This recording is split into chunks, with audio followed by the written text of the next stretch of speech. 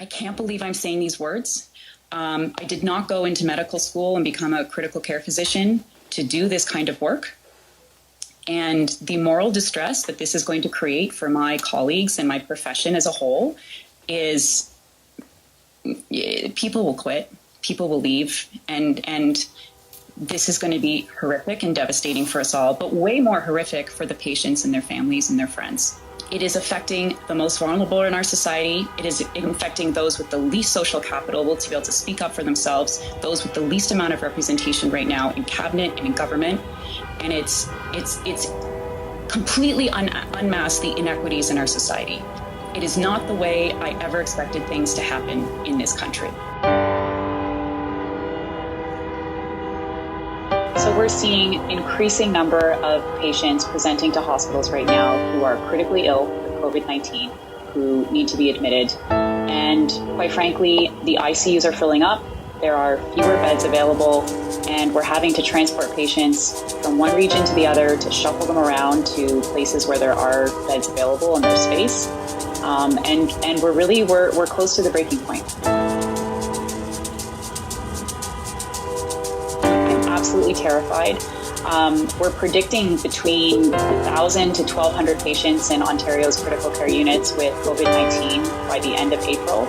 And there's not much we can do to change that at this point. So we say that those numbers are baked in, but what we can change is what happens, the infections that are potentially transmitted tomorrow. So can't change anything up until tonight, but tomorrow's infections we can change. And quite frankly, the numbers are catastrophic. It's far more than we have the capacity to care for in our province.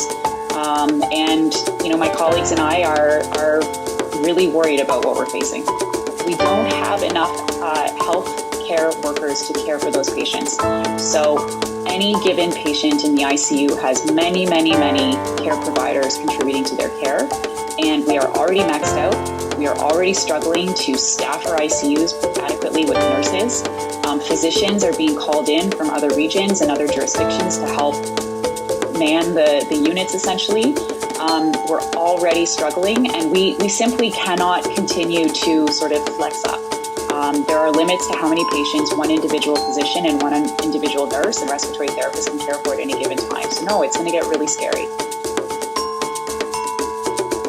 Triage scenario is our worst nightmare, and it essentially implies that physicians will be deciding among critically ill patients who is going to get the next available bed that is staffed and who isn't.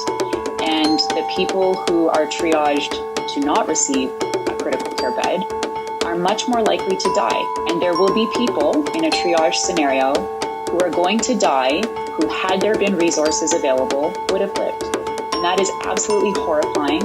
And it is like something out of it's out of a horror movie, quite frankly. And it will be absolutely traumatizing to my colleagues. And I can't imagine the anger I would feel if that was my loved one who got triaged out of an ICU bed because we hadn't done what we needed to do to get this pandemic under control. We all know that vaccines are the way out of this pandemic in the long run, but in the coming weeks, we cannot vaccinate our way out of this third wave. And the only tools in our bucket at this point in time are the public health measures that have worked here in Ontario and elsewhere before. And they're evidence-based and they're science-based. Reduce mobility, reduce contact with other people, adequate ventilation, masks in conjunction with vaccination. So right now in Ontario, that means we need to close all but essential workplaces. We need to pay for people to stay home from their essential work if they're sick, and we need to protect their jobs while they're away. And we need to be really focused in terms of vaccinating those most at risk. Everyone is doing the very best they can. The fatigue and burnout amongst my colleagues is unreal. And many of my nursing colleagues have quit or moved to other units. It's really dire. It's in one way we've all come together and there is a sense of camaraderie that was not there before. But on the other hand, nerves are fried and people are tired. And yet we all know what we're coming up against.